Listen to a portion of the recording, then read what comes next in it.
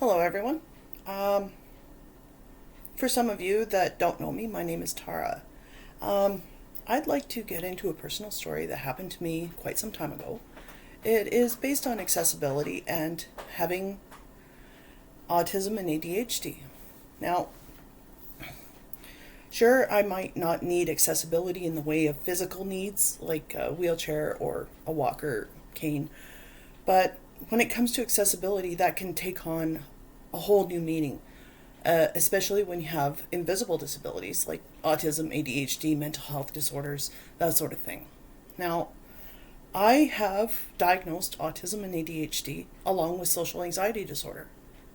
I'm highly sensitive to crowds and to noise and too much visual stimulus.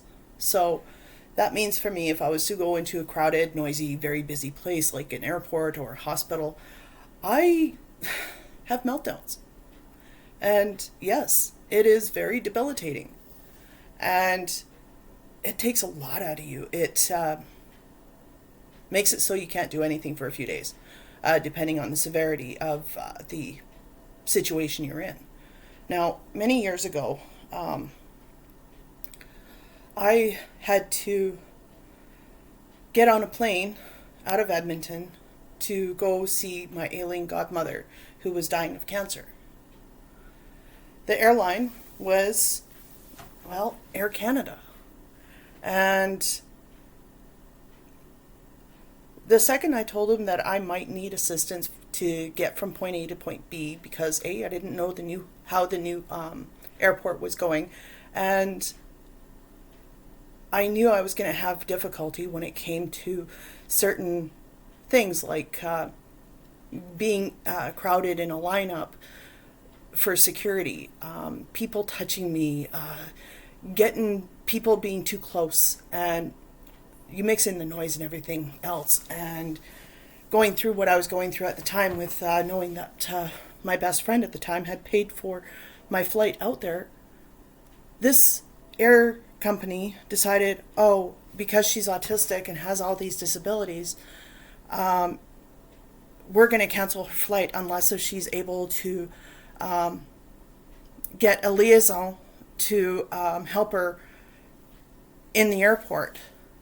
So that meant that unless if I can magically come up with certain things, like asking a stranger to help me to get from point A to point B and to help me keep calm, I wasn't going to be able to go watch my stepmother pass away. Now, this, in effect, was very bigoted of the company. And I know that people with certain animals, like say a blind person needing their seeing eye dog to get on the plane, or certain aspects of certain animals being on the plane, that they might have issues with that, especially if you have a sensory dog or a service dog that helps you with your emotions as you board planes or going into environments, or certain other aspects that service animals don't do. Well, I don't have any of that, so I rely on human contact in order to help me function. At this time, me and my husband were quite financially strapped, and as much as I wanted to bring my husband, we couldn't afford it. And my friend could only afford one person, so that kind of put a whole new ball into the mix. And so here I was, frantically going through the autism sites on Facebook, trying to find a kind enough stranger to help me with all of this, especially when I landed in Vancouver. And I couldn't believe it. Like, here is a company trying to deny me passage just because I have autism. I'm not good in the surroundings of building structures, but once I'm on the plane, I'm okay, especially if I'm near the window. And that's what I tried to explain to them. And no, they insisted that I needed a person or a liaison to basically hold my hand all the way. So here's a 30 plus something woman hitting close to 40, getting on a plane, and a company that thinks that a person with my disability needs mommy to still hold her hand. No, I just needed some special way of being able to quickly get through the crowd without being too stressed. And I even made my own suggestions on how to do it, and they wouldn't even listen to me. They wanted to listen to someone without a disability who they think that would know or would think they would know my issues. When, as you can see, I can talk and I can walk, I can do all kinds of things, but I can't do crowds very well. I can't do noise very well. I can't do a lot of visual stimulus too well. And airports, hospitals, any busy building, I'm in trouble. So how does this compute to a company? I'm having trouble hearing. Can you say that again? Shut up, Alexa. Sorry, that was my Alexa. She likes to interrupt, kind of like my cats. Anyway, as I was saying, how does this make any sense for a company to cancel tickets and or flights that were booked well in advance to disabled people when all they needed to do was allow me a few ways to get around without stressing me out? I know how to deal with my issues, much like a good lot of people with disabilities would know how to deal with their issues. But it seems to me that a lot of companies think, oh, disability, they're going to be a hindrance to our flight plans. They're going to be trouble. They're not worth our time, basically. And I think this is wrong. When it comes to accessibility, it should not pertain to just people that have visible issues, but rather it should encompass all disabilities, no matter the person's needs. So if you have invisible disabilities like mine, why not talk to the person and ask them solely what they need, versus trying to cancel a flight plan or a flight just because the person has certain needs. Instead of forcing someone like me into a crowd where they're being corralled and being treated like a normal person when they might have a meltdown, why not give them the privacy and the ability to say what they need to say and help them through quickly so that they just can get on their plane or their train or their bus or whatever.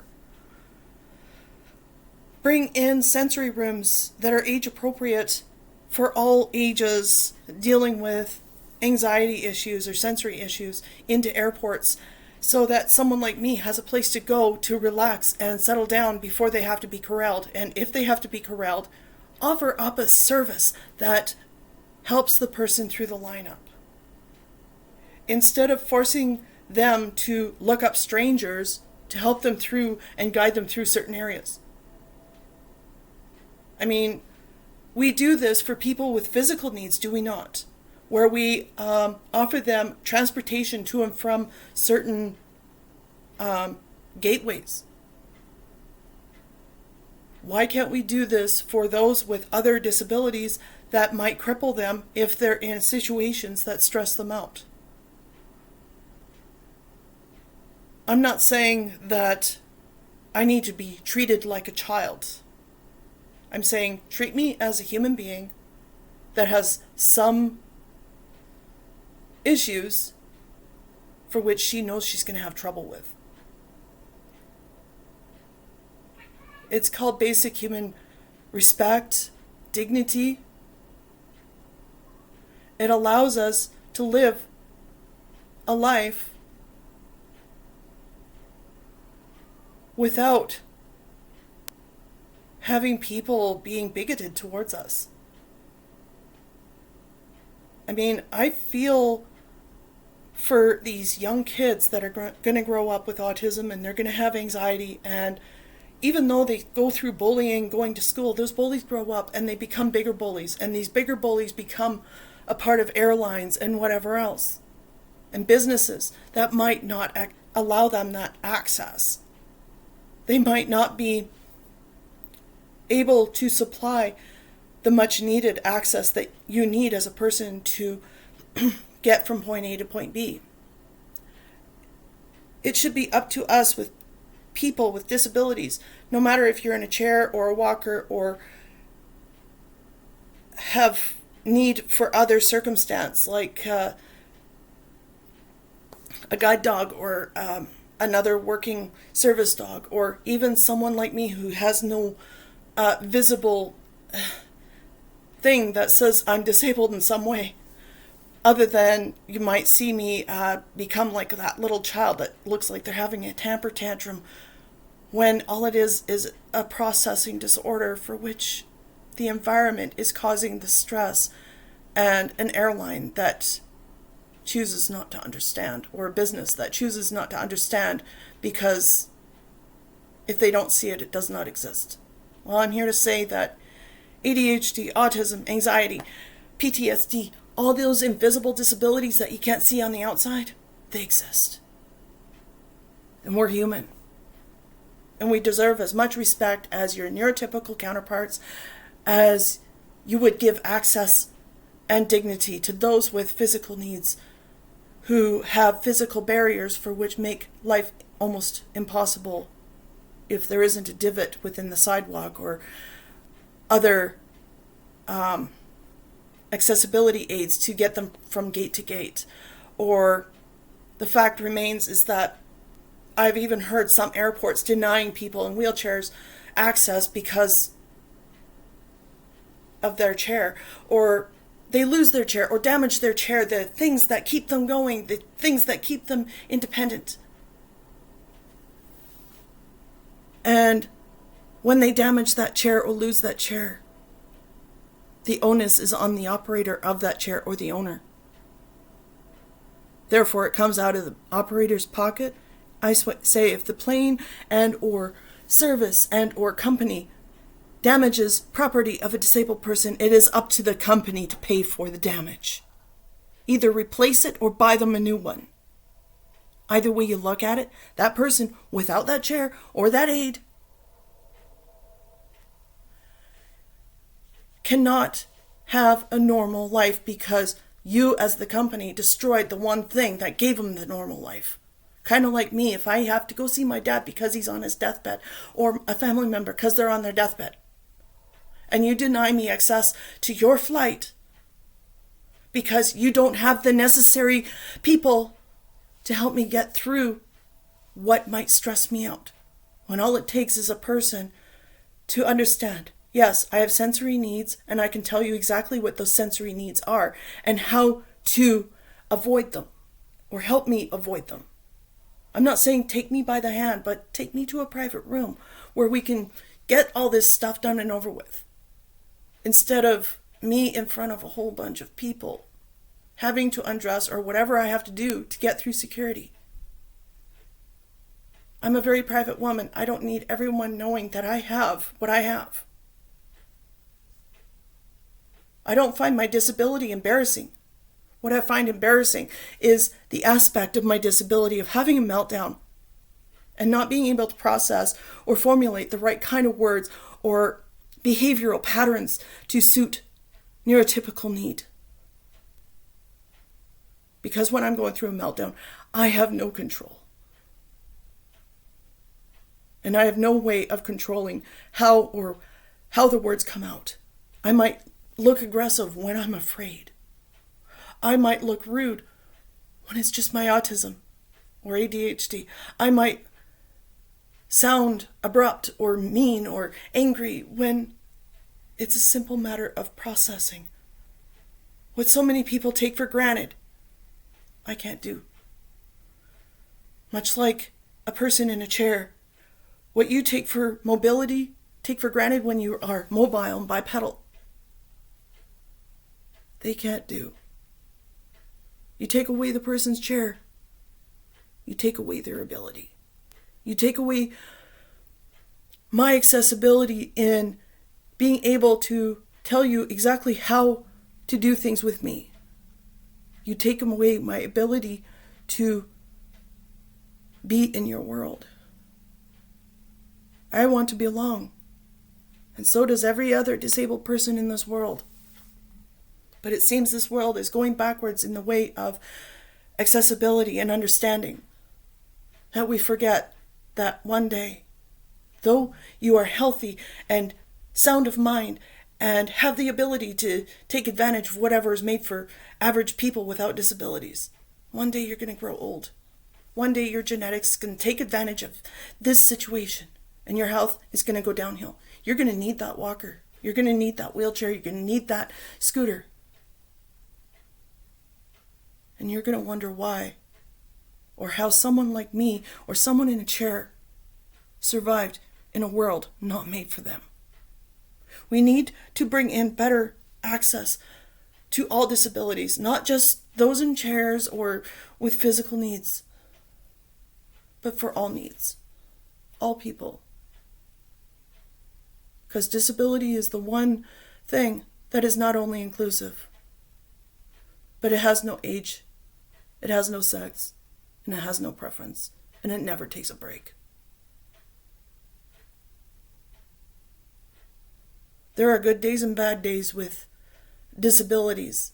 Some days are so bad that you can't get out of bed because of whatever pain you're going through or anxiety. Trust me when I say this, when it comes to anxiety and or mental health aspects, what you call anxiety, I call fear. Because my anxiety some days is to the point where I have to fight every day just to get out of bed. Never mind trying to go outside and converse with people and pretend to be normal for the rest of my life. Despite the fact that I will never be normal. I'm different for the rest of my life.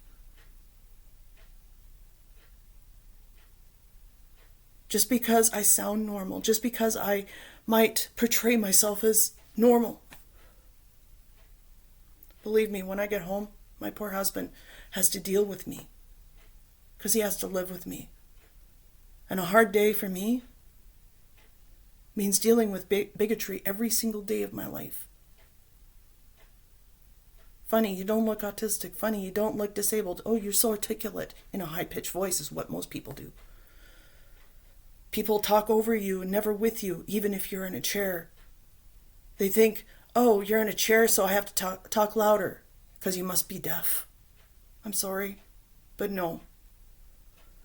I've seen people do the same thing to senior citizens, high-pitched voice and talking louder than they should, when the average senior citizen that I know has better hearing than I'll ever have.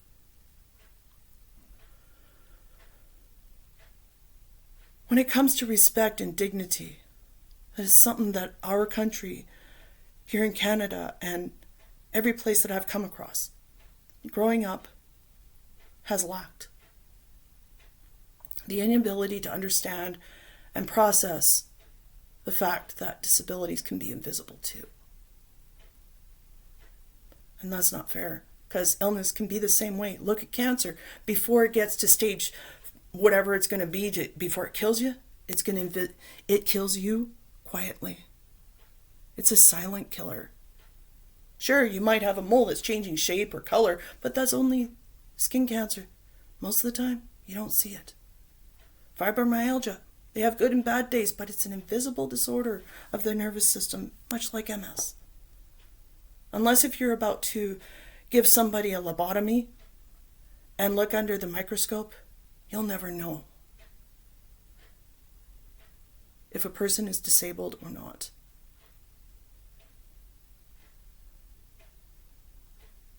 And I beg everyone, not beg, but I ask everyone to look deep within themselves. and ask themselves how I say things to people with disabilities. Is it going to be ableist? Is it going to deny them the ability to live a more normal life if I do this or that? What can I do as a person to assist my disabled friends? Well, here's the one big clincher. Until a person with a disability comes up and asks you for help, don't help them. They'll let you know. And they'll tell you how to help them. The question is, are you open to helping them?